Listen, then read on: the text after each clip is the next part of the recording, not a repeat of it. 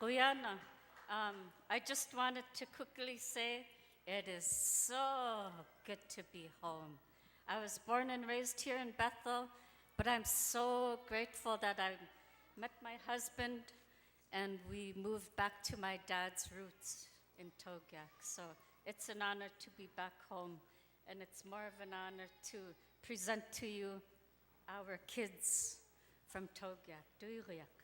Speaking of Duyriak, the first song we're going to do is I'm forever grateful for Masa Togiak, our late elder, who taught us this song. It went to sleep for about 20 years, and last year we brought it back. So, Duyriak.